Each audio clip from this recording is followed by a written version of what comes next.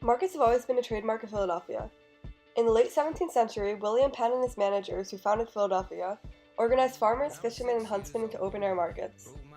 But in 1849, city fathers dismantled markets because they were getting in the way of streetcar traffic and were health hazards. Basically, markets just moved indoors. On February 22, 1893, the Reading Terminal Market officially opened for business. Later that year, it boasted of its state-of-the-art refrigeration system and newspapers. It had over 90 compartments that could have their temperatures specialized. 34 degrees for fruits and vegetables, 15 to 25 for meat and poultry. It had special pumps, compressors, equipment, and made use of brine and ammonia. By 1913, the market was booming with 250 dealers and 100 farmers. During the Great Depression of the 1930s, the market prospered compared to other retail businesses at the time. During World War II, the market saved people from food rationing, so it retained popularity. In fact, 97% of the stalls were occupied even in 1944, the second to last year of the conflict. The real trouble came in the 1960s. There was economic strain on the railroads in the Northeast, so Reading was affected. Its cold storage facility was shut down, so standholders had to provide their own walk-in refrigeration.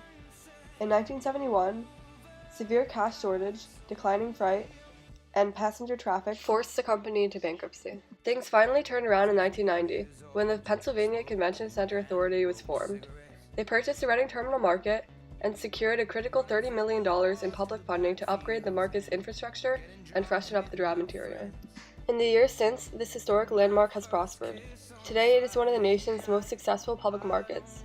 With more than 75 independent small businesses, it offers an array of freshly prepared foods, lunch counters, and places to shop. Let's take a look at the people who made this possible. Architect F. H. Kimball of the Wilson Brothers Architecture and Engineering firm helped design the market, which was located right next to the Reading Terminal train station. You could hear the sound of trains rumbling overhead. Two important people in positions of leadership were George Mackay and E. F. Smith.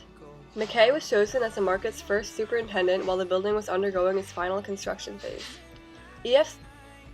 oversaw the construction of the entire plant that fueled the market. He supplied it with heat, light, and power during the market's developmental stages. The most recent general manager of the market was Paul Steinke.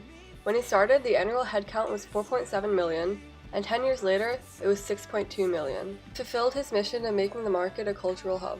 Now it houses a multitude of cuisines, including Pennsylvania Dutch, authentic Mexican, Italian, Middle Eastern, Thai, Chinese, and more. After a history of perseverance and development, the Reading Terminal Market has become a critical historic landmark of our city. I encourage you all, after learning its history, to visit it soon at 12th and Arch. I hope you enjoyed this presentation.